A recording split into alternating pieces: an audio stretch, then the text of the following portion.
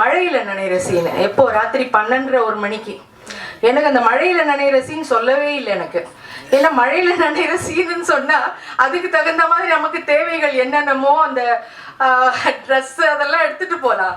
ஒண்ணுமே சொல்லலை. என்னப்பா மழையில ஐயோ அம்மா உங்களுக்கு சொல்லலையாம்மா அவங்க, ஐயோ சாரிம்மா அத்தனை சாரி. நான் கார்ல கிளம்பி ஷூட்டிங் முடிஞ்சு திரும்பி வர்ற வரைக்கும் அத்தனை மன்னிப்பு கேட்டுட்டு இருந்தார். நான் சொன்னேன் ஐயோ அத்தனை மன்னிப்பு கேட்க வேண்டிய அவசியமே இல்லை தம்பி, வந்துட்டோம் நடிச்சிட்டோம். ஏன்னா வந்ததுக்கு அப்புறம் வந்து பண்ண மாட்டேன்லாம் சொல்ல முடியாது, நடிச்சிட்டோம். அதனால நீங்க அதை பத்தி எல்லாம் ஒண்ணுமே முதல்ல நீங்க இந்த மன்னிப்பு கேட்கறத விடுங்க அப்படின்னு. அதே மாதிரிங்க உண்மையிலேயே நான் வந்து இந்த தம்பி நடிக்கும் போது அந்த ஒரு மழை சீன்ல நான் அவர் செத்து போற மாதிரி ஒரு சீனு. அதுல பாத்தீங்கன்னா உண்மையிலேயே நான் வந்து ஒரு புதுசா வந்த ஆர்டிஸ்ட் மாதிரி எனக்கு தெரியல. ஏன்னா அந்த அளவுக்கு ஸ்ட்ரெயின் பண்ணி அந்த அளவுக்கு வந்து ஒரு பொறுப்பா அந்த அளவுக்கு அந்த வந்து அடுத்த ஆர்டிஸ்டுங்களுக்கும் அந்த கஷ்டத்தை கொடுக்க கூடாது, தன்னால அவங்களுக்கும் கஷ்டம் ஏற்படக்கூடாதுன்ட்டு நினைச்சு அந்த ஒவ்வொரு கேரக்டர் அந்த ஒவ்வொரு சீனும் வந்து அந்த அளவுக்கு பிரமாதமா பண்ணியிருக்காரு. உண்மையா ஒரு மகன்னா மகன் மாதிரியே நடிச்சிருக்காரு.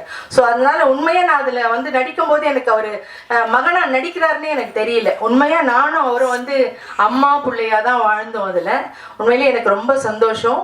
அதனால அவருடைய எனக்கு டைட்டில் வந்து முந்தா நேத்து தான் வந்து தானு அண்ணா தான் வந்து டைட்டில் வந்து ஓபன் பண்ணாரு. அப்போ நான் படம் அப்பதான் எனக்கு டைட்டிலே தெரியும். ஏன்னா டைட்டில் யாருக்குமே தெரியாது. அப்போ டைட்டில் பார்த்த உடனே தம்பி வந்து எனக்கு அனுப்பிச்சிருந்தாரு வாட்ஸ்அப்ல, அம்மா இது மாதிரி தான் டைட்டிலு அப்படின்னு சொல்லிட்டு. பார்த்தா கட்ஸ். அந்த டைட்டிலுக்கு ரொம்ப பொருத்தமான ஒரு ஆசாமி யாருன்னா ரங்கராஜ் தான். அதுல எந்த விதமான மாற்று கருத்துமே கிடையாது.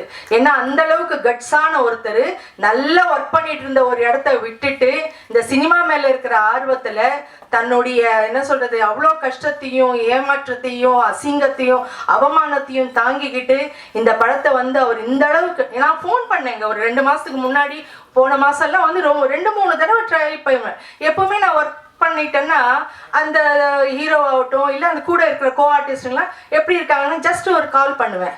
தம்பிக்கு 2 மாசமா ஃபோன் பண்றேன், ஃபோனே எடுக்கல. எனக்கு ஏன் தம்பி எடுக்க மாட்டேங்கிறாரு, என்ன என் மேல ஏதாவது வருத்தமா கோவமா என்னாச்சு, என்ன படம் ரிலீஸ் பண்ண முடியலையா, ஏன் எதுக்குன்னு மண்டையை போட்டு பிச்சுக்கிறேன்.